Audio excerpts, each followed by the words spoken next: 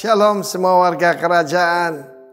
Berubahlah menurut pengertianmu, berubahlah karena pembaruan budimu, metamorfo. Ini ditunjukkan dalam kehidupan seorang raja yang gambaran raja Yesus yang kurang sempurna, itu David. Dalam 2 Samuel pasal 9, dia bertanya yang menimbulkan kegemparan, masih adakah orang tinggal daripada keluarga Saul? Aku menunjukkan kasihku kepadanya oleh karena Yonatan.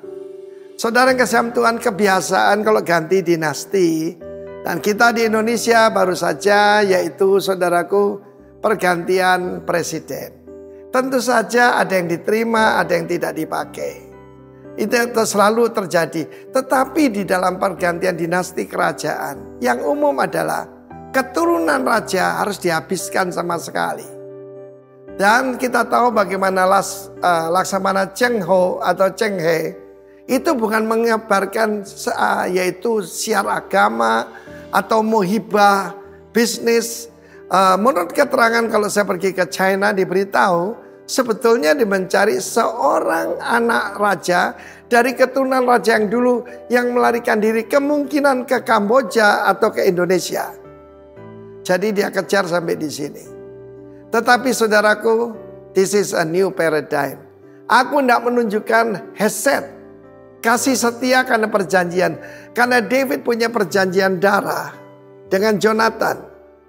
Dan kita tahu bagaimana semua keturunan daripada Saul itu habis, saudara. Terakhir kan Isboset. Masih ada karena Siba, seorang hamba daripada Mephiboset, hamba daripada Jonathan. Itu ada Mephiboset. Mephiboset itu menolak kehinaan. Kita harus punya pengharapan bahwa karena ada Roh Kudus kita bisa menolak kehinaan. Dan dia dalam keadaan lumpuh kakinya karena pada waktu melarikan diri dia terjatuh tertimpa oleh inang pengasuhnya dan kedua kakinya lumpuh. Kita tuh seperti Mephiboset yang tidak bisa menolong diri sendiri, bahkan tidak bisa melarikan diri. Tapi kita punya David di sorga, yaitu Tuhan Yesus. Nah, firman Allah mengatakan, aku menunjukkan kepadanya kasihku.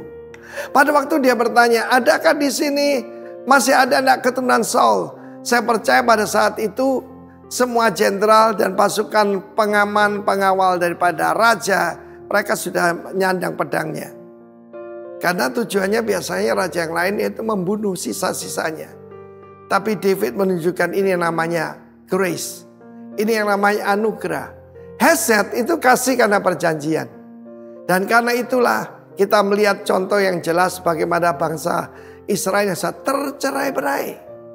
Itu bisa kembali ke negerinya. Karena janji Tuhan dalam Yeremia pasal 29. Aku tahu rencanaku mengenai kamu, rencana damai sejahtera. Karena itu mari kita tidak lagi berpikir agama. Kita tidak berpikir yaitu penghakiman salah benar. Tetapi terimalah kasih karunia Tuhan. Terimalah anugerah Tuhan. This is the power of the covenant. Dan perjanjian kita lebih kuat. Karena darah Yesus sang putra itu. Karena itu ketahuilah kita Mephiboset itu. Yang akan dibawa.